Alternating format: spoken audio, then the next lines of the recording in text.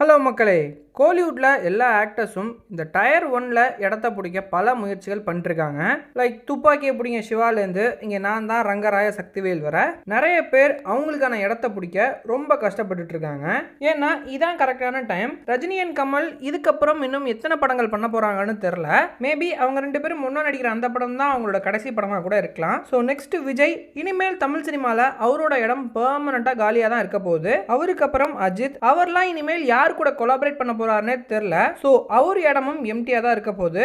Next Surya Vikram, அவங்களுக்கு சரியா படங்கள் ஹிட் ஆக மாட்டுது. அவங்களும் இப்ப ஹிட் கொடுத்துருவாங்க அப்ப ஹிட் கொடுத்துருவாங்க ஆடியன்ஸ் வெயிட் பண்ணிட்டு தான் இருக்காங்க. பட் எப்ப அவங்க பழையபடி கம்பேக் கொடுக்க போறாங்கன்னு தெரியல. சோ இப்படி இருக்கப்ப விஜய் இடத்துக்கு துப்பாக்கியோட ஒருத்தரும், கமல் இடத்துக்கு ரங்கராய சக்திவேல் நான் தாண்டா அப்படின்ற ஒருத்தரும் ஆல்ரெடி ரெடி ஆயிட்டாங்க. இப்படி இருக்கப்ப சூப்பர் ஸ்டார் இடம் மட்டும் தான் இன்னும் காலியா இருக்கு. அதுக்கு தான் இப்ப நம்ம தனுஷ் அப்ளை பண்ணிட்டு இருக்காரு. அவர் பேசுறப்ப வாயை பார்த்தாலே உங்களுக்கு தெரியல அடுத்த சூப்பர் ஸ்டார் அவர் தான் அப்படின்னு. ஸோ ஜோக்ஸ் அபார்ட், எல்லாரும் டயர் 1 நோக்கி ஓடிட்டு இருக்கப்ப தனுஷ் மட்டும் அவருக்குன்னு ஒரு பாதையை போட்டு ஓடிட்டு இருக்காரு. கையில் எடுத்த எல்லா படங்களும் ஹிட் ஆகுது. தமிழ்னு இல்ல எல்லா இண்டஸ்ட்ரியிலுமே ஹிட் கொடுக்குறாரு. அவர் சூப்பர் ஸ்டார் இடத்துக்கு கரெக்டா இருப்பாரு அப்படின்னு நான் சொல்றதுக்கு இன்னொரு முக்கியமான காரணம், ரஜினிக்கு அப்புறம் எல்லா இண்டஸ்ட்ரியிலையும் ப்ராப்பர் ஹிட் கொடுக்கறது தனுஷ் மட்டும் தான். இவ்வளோ ஏன் சூப்பர் ஸ்டாருக்கு அப்புறம் ஹாலிவுட்ல நடிச்ச ஒரே ஹீரோ தனுஷ் மட்டும் தான். இன்னும் சொல்ல போனா ரியல் பேண்டே ஸ்டார்னா அது தனுஷ் தான். ஏன்னா தமிழ்ல வரிசையா எல்லா படமும் ஹிட், தெலுங்குல வாத்தி குபேரானு பைலிங்குவலா கலக்குறாரு. அப்படியே பாலிவுட்ல தேரே இஷ்க்மேன் ராஞ்சனான்னு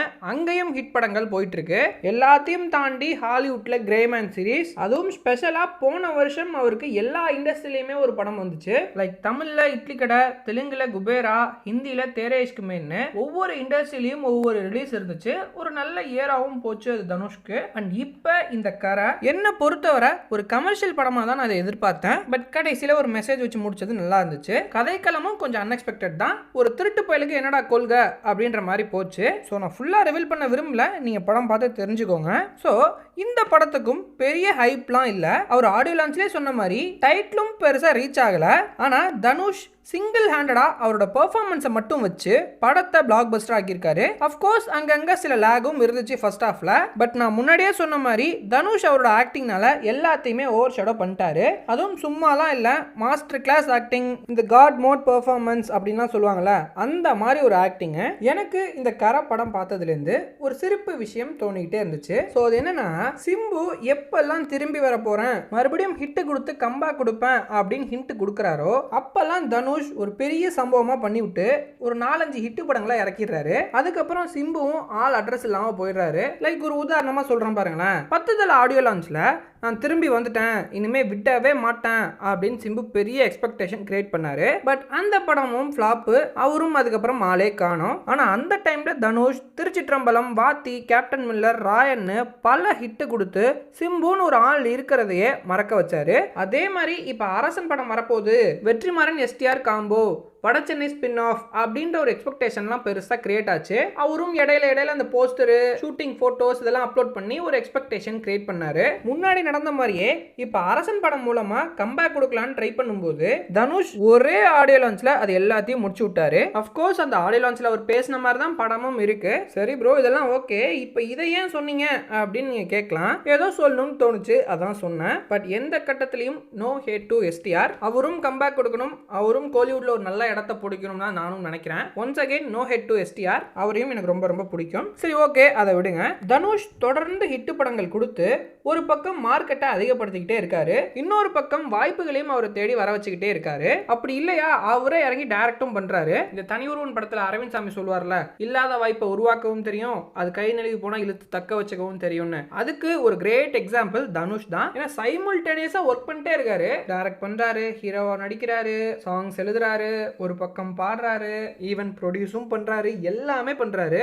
அவரே அவரை பத்தி ஒன்று சொல்லியிருப்பாரு, என்கிட்ட இருந்து எப்போ எது வரும்னு கணிக்கவே முடியாதுன்னு.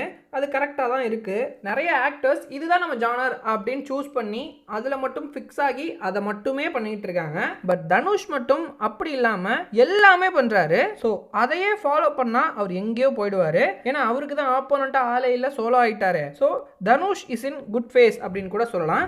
பட் கம்மிங் டு கன்க்ளூஷன், நிறைய பேர் தனுஷ் டயர் 1 வருவாரு அப்படின்னு சொல்லுவாங்க. ஆனா அது நடக்க இன்னும் கொஞ்ச நாள் ஆகும். லைக் நான் முன்னாடியே சொன்ன மாதிரி ரஜினி கமல், விஜய் அஜித், விக்ரம் சூர்யா இவங்கெல்லாம் அவங்களோட இடத்த பெர்மனண்டாக காலி பண்ணிட்டு போகிற வரைக்கும் தனுஷ்னு இல்லை யாராலையுமே டயர் ஒன்குள்ளே நுழைய முடியாது. அவங்க தான் எப்போவுமே டயர் ஒன்னை ரூல் பண்ணுவாங்க. அண்ட் முக்கியமான விஷயம், யார் போனாலும் யார் வந்தாலும் கோலிவுட்டை காப்பாற்ற சூப்பர் ஸ்டார் இருக்காரு, அதை யாரும் மறக்க வேண்டாம். இதுவும் ஏதோ சொல்லணும்னு தோணுச்சு, அதான் சொன்னேன். ஸோ ஃபைனலாக தனுஷ் ஒரு பெரிய ஆர்டிஸ்ட் தான். லைக் கமல், விக்ரம், சூர்யாவுக்கு அடுத்து பெஸ்ட் ஆக்டிங்னா அது தனுஷ் மட்டும்தான். கமல் சாருக்கு அப்புறம் நல்ல டைரக்டும் பண்ணக்கூடிய ஹீரோனா அதுவும் தனுஷ் சார் தான். ஸோ நான் ஏற்கனவே சொன்ன மாதிரி Dhanush is in good phase, அவ்வளோதான். ஸோ ஃபைனலாக தனுஷை பற்றியும் அவர் நடித்த இந்த கரை படத்தை பற்றியும் நான் சொல்லணும்னு நினச்சதெல்லாம் சொல்லிட்டேன். இதையும் தாண்டி நீங்கள் எதுவும் சொல்லணும்னு நினச்சிங்கனாலோ இல்லை சொல்கிறதுக்கு எதுவும் வச்சுருந்தீங்கனாலோ போகிற போக்கில் கமெண்ட்டில் சொல்லிட்டு போங்க. Good bye.